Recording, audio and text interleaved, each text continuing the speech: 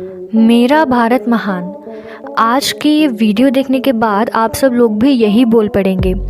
हम सब बहुत खुशकिस्मत हैं जो हम भारत में पैदा हुए, क्योंकि यहाँ हमें काफ़ी सारी चीज़ों में छूट मिल रखी है। कई देश ऐसे भी हैं जहाँ बहुत ही अजीबोगरीब कानून बनाए गए हैं जो शायद वहाँ के लोगों के लिए भी मुसीबत बन जाते हैं। आज के इस वीडियो में आपको 6 अजीबोगरीब कानून के बारे में पता चलेगा जो वहाँ की सरकार ने क्या सोचकर बनाए हैं, ये तो वही जाने। तो आइए अब स्टार्ट करते हैं अपनी आज की ये इंटरेस्टिंग वीडियो। नंबर 6, हम सब क्या करते हैं कि जब भी कोई कपड़ा छोटा हो जाता है या पहनने लायक नहीं बचता तो उसे काट कर सफाई के काम में यूज़ कर लेते हैं, चाहे वो डस्टिंग करने का काम हो या व्हीकल्स को साफ़ करने का काम। पर हम आपको बता दें कि अगर आप कैलिफोर्निया के सैन फ्रांसिस्को में हैं और आप अंडरवियर से कार साफ़ करने की कोशिश करते हैं तो आपको इस चीज़ की बहुत ही भारी कीमत चुकानी पड़ सकती है, क्योंकि वहाँ पर ऐसा करना बैन है। इस पर आपको बहुत भारी जुर्माना भी भरना पड़ सकता है। वहाँ की सरकार ने ये कानून क्या सोचकर बनाया, अब ये तो वही जाने। नंबर 5, हमें अपने देश में जगह जगह तोंद हिलाकर मस्ती में घूमते हुए लोग तो दिखते ही रहते हैं, पर क्या हो अगर हमारे यहाँ मोटा होना बैन हो जाए। जापान में ठीक ऐसा ही कानून है जहाँ मोटा होना बैन है।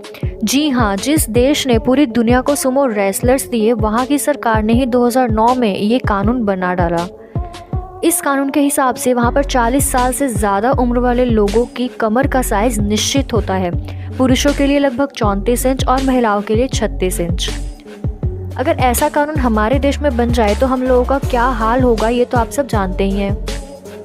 नंबर 4, फ्लोरिडा की किसी भी पब्लिक प्लेस में शाम के 5:59 तक आप जी भर कर गैस छोड़कर अपना पेट हल्का कर सकते हैं, पर जैसे ही समय का इशारा 6 बजे का हुआ, फिर अगर वहाँ किसी को भी गंदी स्मेल फैलाते हुए पकड़ा गया तो उसे सज़ा भी हो सकती है।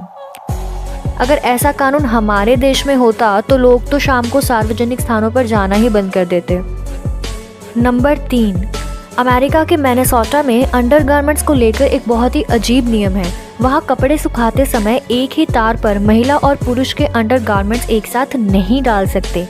ऐसा नियम वहाँ क्यों है ये तो वहाँ की सरकार ही जाने, पर वहाँ तो लोगों को कपड़े सूखने के लिए डालते समय भी बहुत सोच विचार करना पड़ता होगा।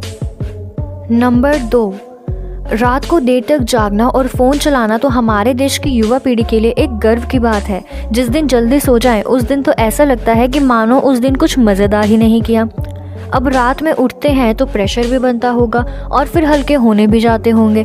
पर क्या हो अगर यहाँ एक ऐसा कानून बन जाए जिसमें रात को 10 बजे के बाद फ्लश करने पर बैन हो।